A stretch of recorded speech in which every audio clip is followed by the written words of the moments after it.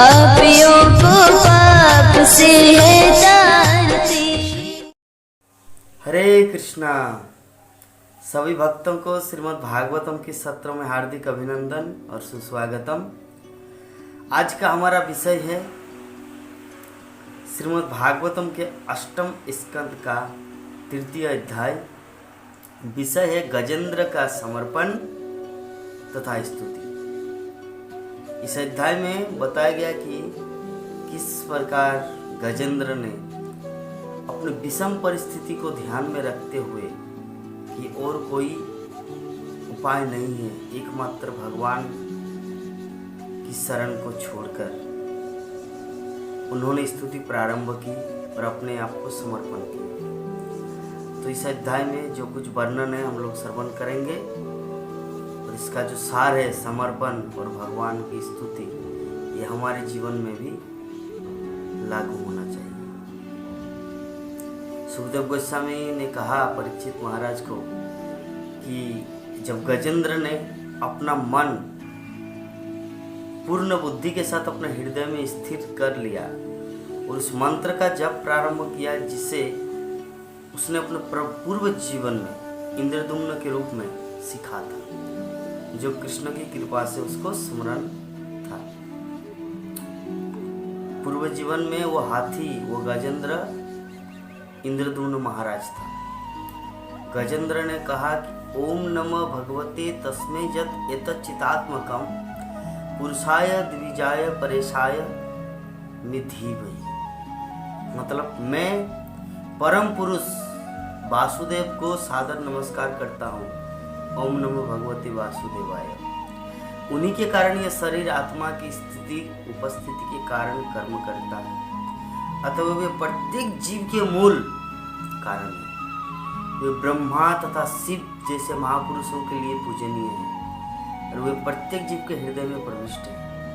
मैं उनका ध्यान करता हूँ। गजेंद्र भगवान की आराधना, उनका स्तुति प्रारंभ की।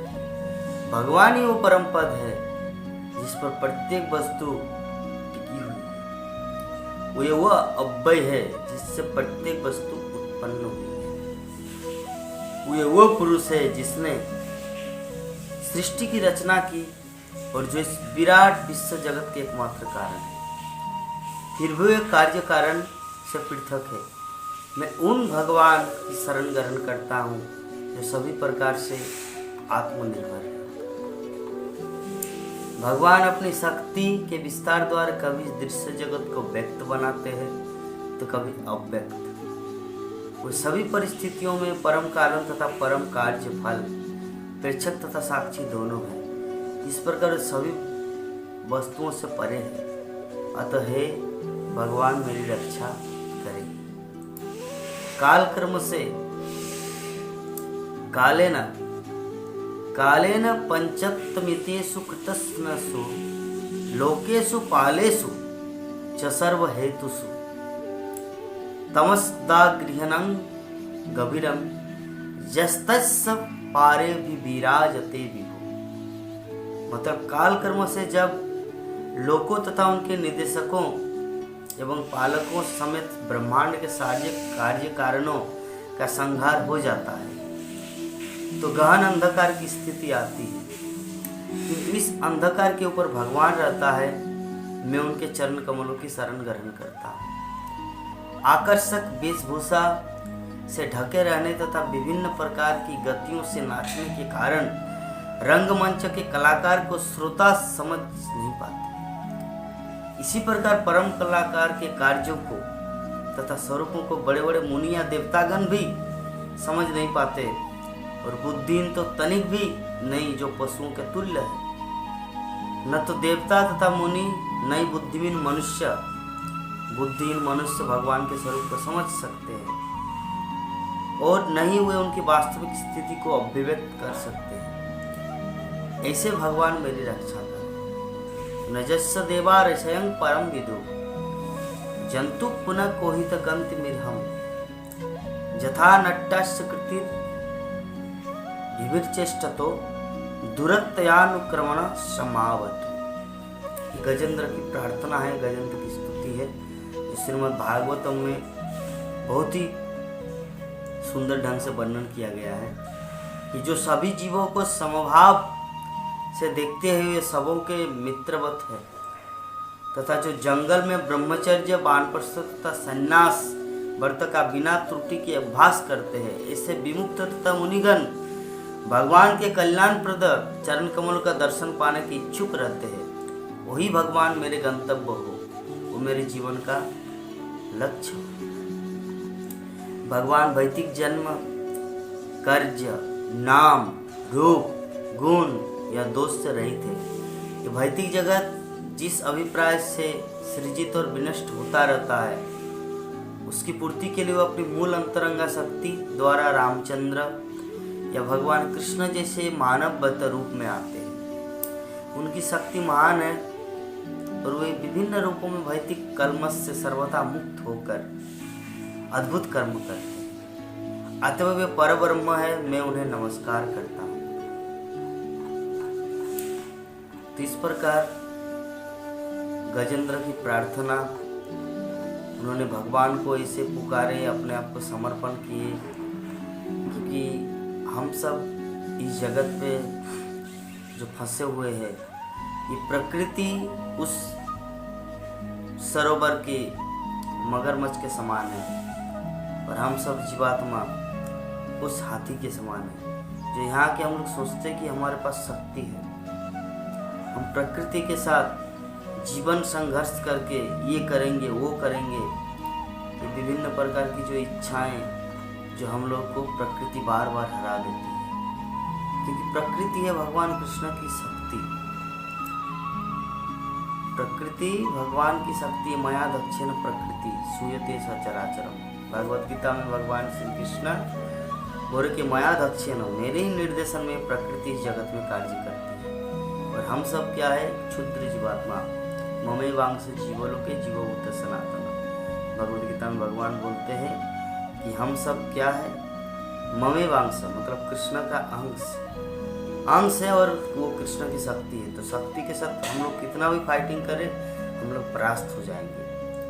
लेकिन भगवान बोलते हैं कि मामे वजे प्रपद्यन्ते माया में तंग तरंतते।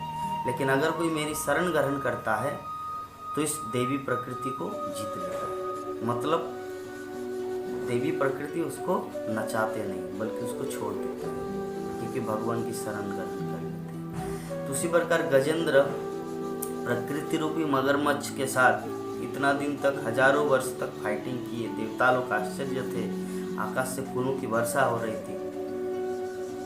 तो गजेंद्र को स्मरण आया कि पूर्व जीवन में इंद्रद्युम्न महाराज था और भगवान कृष्ण की भक्ति करते थे। तो ऐसे में जब कमल का पुष्प देखा सरोवर में, तो कमल का पुष्प उठाया और भगवान को अर्पित किया। और ये जो जितने सारे श्लोक कि सर्वेंद्रिय गुणदृष्टि सर्वत्र प्रहतवे असताच्छा युक्ताय सदा भाषाय ते नमः। मतलब हे भगवान, आप समस्त इंद्रिय विषयों के दृष्टा है। आपकी कृपा के बिना संदेहों की समस्या के हल की कोई संभावना नहीं है। यह भौतिक जगत आपके अनुरूप छाया के समान है। निसंदेह मनुष्य इस भौतिक जगत को सत्य मानता है, क्योंकि इससे आपके अस्तित्व की झलक मिलती है। इस संसार में भौतिक जगत को परम सत्य क्यों माना जाता है? क्योंकि ऐसा दिखता है, लेकिन वास्तव में ऐसा है नहीं। भगवान का अपना धाम है, भगवत धाम, गोलोक वृंदावन। तो ये जो प्रार्थना, ये प्रार्थना हृदय में भक्त का, तेने हृदय कहने का अर्थ है कि जो जिस परिस्थिति में भगवान की भक्ति, उनकी स्तुति करते हैं, भगवान उसको स्वीकार कर लेते हैं। ऐसा नहीं कि आपका जो स्तुति तो बहुत ही श्लोक के आकार में रचना, पद्य, छंद, ऐसा कुछ नहीं है। अपने अपने क्वालिटी, अपने अपने गुण, अपने अपने योग्यता के अनुसार भगवान की भक्ति करना चाहिए। तो स्तुति के लिए कोई भी, अगर कोई इंग्लिश जानता तो इंग्लिश में भगवान की प्रेयर, इंग्लिश में स्तुति कर सकते। कोई संस्कृत जानता तो संस्कृत से, अगर कोई बंगाली जानते तो बंगाली से। तो किसी भी भाषा में, क्योंकि भगवान सर्व अंतर्यामी है, सबके हृदय की बात को जानते हैं। हाथी वो क्या है, एक पशु है, वो अपनी भाषा में भगवान की स्तुति कर रहे हैं। सुखदेव गोस्वामी संस्कृत में उसको, व्यासदेव संस्कृत में उसे लिखा, तो सुखदेव गोस्वामी वर्णन करे परीक्षित महाराज के सामने। तो पशु की भाषा भी भगवान कृष्ण समझ गए और आके उनको बचाए।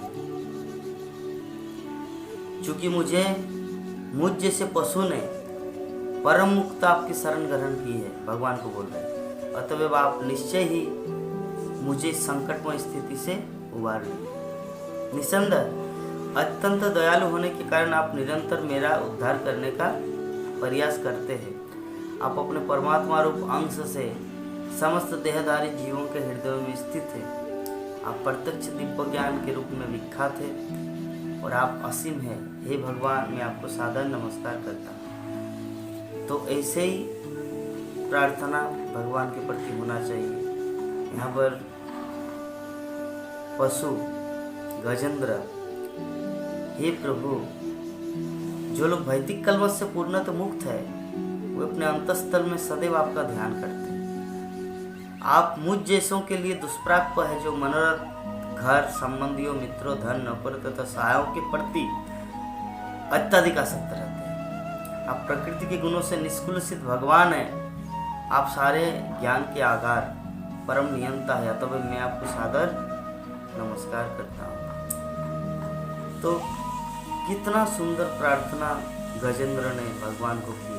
तो यही प्रार्थना हम सबको भी, हमारा भी भगवान के प्रति होना चाहिए, क्योंकि हम लोग इस भौतिक जगत रूपी सरोवर में फंस चुके हैं और प्रकृति रूपी मगरमच्छ हमको निगले जा रहे हैं। और हम लोग कितना भी प्रयास करें, उनसे फाइटिंग करेंगे, जीत नहीं पाएंगे। अतएव हमारा कर्तव्य है भगवान की शरण ग्रहण करना, क्योंकि भगवान की शरण ग्रहण करने से ही हमारा मंगल होगा। क्योंकि प्रकृति तब तक कष्ट देती है जब तक वो भगवान की शरण ग्रहण नहीं करता। जैसे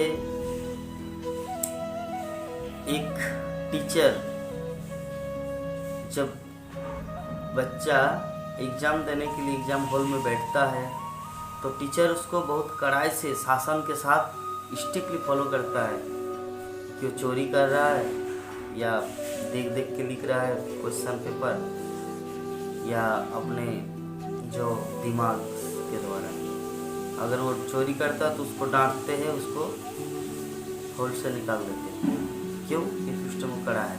लेकिन परीक्षा खत्म होने के बाद जब व्यक्ति का रिजल्ट मिलता है, तो वही टीचर उनको आलिंगन करता है, उसको शाबाश देता है, उसको आशीर्वाद देते हैं कि बहुत अच्छा, उनके साथ प्रेम करते हैं। यद्यपि टीचर का उनके साथ कोई दुश्मनी नहीं है, स्ट्रिक्टली वो सब व्यवहार करने का, परंतु उसका वो फर्ज है ताकि परीक्षा से उनको उबारे। उसी प्रकार प्रकृति हमारा कोई दुश्मन नहीं है। देवी दुर्गा वो कृष्ण की शक्ति है।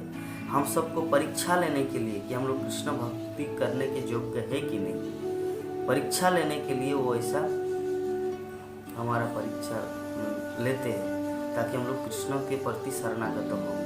जैसे ही हम लोग कृष्ण के प्रति शरणागत हो जाते हैं, तो हमारा परीक्षा का रिजल्ट हम लोग पास मार्क हो जाते हैं। तो प्रकृति हम लोग को छोड़ देते हैं, आशीर्वाद देती कि चलो अभी आप कृष्ण भक्ति में तल्लीन रहो। तो ऐसे ही हम सबको होना चाहिए जीवन में, कि किसी भी परिस्थिति में हम लोग भगवान की भक्ति करें। कोई भी दुख हो, सुख हो, किसी भी स्थिति में अगर हम लोग भगवान की भक्ति करना सीख लिया, उनकी शरण ग्रहण करना सीख लिया, मतलब हमारा मानव जीवन सार्थक हुआ। मानव जीवन की सार्थकता यही है, क्योंकि 84 लाख जीव जोनियों में भटकते भटकते भगवान के बारे में हम लोग कुछ पता ही नहीं है कि भगवान क्या चीज़ होता है। किंतु अब मनुष्य शरीर मिला है, मनुष्य जीवन मिला है, तो अतः हमारा कर्तव्य है इसको सद्व्यवहार किया जाए। सुखदेव गोस्वामी अंत में बता रहे कि जब गजेंद्र किसी व्यक्ति विशेष का नाम न लेकर परम पुरुष का वर्णन कर रहा था, तो उसने ब्रह्मा, शिव, चंद्र, इंद्र इत्यादि देवताओं का आह्वान नहीं किया। अतः इनमें से कोई भी उसके पास नहीं आए, किंतु चूंकि भगवान हरि परमात्मा पुरुषोत्तम है, अतः गजेंद्र के समक्ष प्रकट हुए। तो प्रभुपाद यहाँ पे सुंदर वर्णन किए हैं कि गजेंद्र के वर्णन से लग रहा है कि वो किसी परम सत्ता को लक्ष्य कर रहा है, मतलब परम सत्ता भगवान को। यद्यपि उसे ये उससे पता ही नहीं था कि परम सत्ता कौन है। उसने अटकल लगाई ऐसी कोई परम सत्ता अवश्य है जो सबों से ऊपर है। ऐसी स्थिति में भगवान के विविध अंशों ने यथा ब्रह्मा, शिव, चंद्र, इंद्र इत्यादि ने सोचा कि यह तो सहायता के लिए हमें नहीं बुला रहा है, यह तो ब्रह्मा को बुला रहा है जो हम सबों के ऊपर है, जैसा कि गजेंद्र ने वर्णन किया है। भगवान के विविध अंशों जिनसे देवता, मनुष्य तथा पशु सम्मिलित है, जो विभिन्न रूपों से आच्छादित है। किंतु यद्यपि देवताओं ने जिससे ब्रह्मांड के विविध कार्यों, भागों की देखभाल का उत्तरदायित्व रखे है, किंतु गजेंद्र ने सोचा कि ये सब उसकी रक्षा कर पाने में असमर्थ है। हरि बिना नैवं मृतं तरन्ति, कि कोई भी व्यक्ति किसी को जन्म, मृत्यु, जरा तथा व्याधि के संकट से नहीं बचा सकता। केवल भगवान ही संसार के खतरों से रक्षा कर सकते। तो अतः इस भयानक संसारी से मुक्त होने के लिए बुद्धिमान व्यक्ति भगवान के पास जाता है, किसी देवता के पास। तो यहाँ पर यही चीज गजेंद्र के लीला के माध्यम से हम लोग समझ रहे हैं कि किसी भी स्थिति में हम लोग को भगवान कृष्ण की शरण ग्रहण करनी चाहिए। इसी जब गजेंद्र ने प्रार्थना किया तब भगवान संस्कृत में वर्णन किया है सुखदेव गोस्वामी, तम तद्वात उपलब्ध जगन निवास स्तोत्रं निशम्य दिविजे सह संस्तु बुद्धि छंदोमयन गरुड़ेन समुह्यमान शुक्लायुध भग्यमदासु जतो गजेंद्र। मतलब गजेंद्र के प्रार्थना के कारण उसकी विकट स्थिति को समझने के पश्चात सर्वत्र निवास करने वाले भगवान हरि देवताओं के समेत वहां प्रकट हुए। ये देवता उनकी स्तुति कर रहे थे, अपने हाथों में चक्र तथा अन्य आयुध लिए और अपने वाहन गरुड़ की पीठ पर सवार होकर तीव्र गति से अपनी इच्छा अनुसार गजेंद्र के समक्ष प्रकट हुए। ये है भगवान जो सबकी रक्षा की। द्रौपदी ने बुलाया, भगवान चले आए। गजेंद्र ने बुलाया, भगवान चले आए। हम सब भी एक बार भगवान को बुला के देखते हैं आएंगे कि नहीं। प्रहलाद महाराज बुलाया, भगवान चले आए।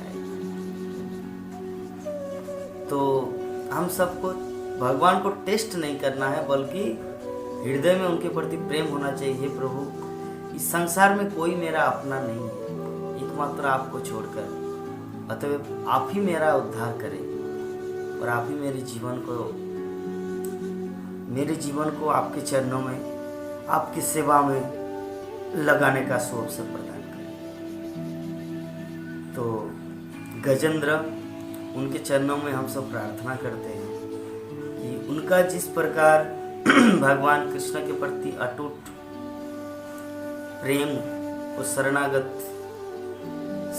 शरणागति हुआ, वही भाव हमारे जीवन में भी आए, ताकि भगवान कृष्ण के चरणों में हम लोग अपने आप को पूर्ण रूप से समर्पण करके उनकी भक्ति में लग जाए। तो आप सभी भक्तों को बहुत बहुत धन्यवाद जो श्रीमद् भागवत की इस कथा को श्रवण किए। हम उम्मीद करेंगे इस प्रकार श्रीमद् भागवत की कथा को श्रवण करते रहे और अपने जीवन को सार्थक करें। हरे कृष्ण।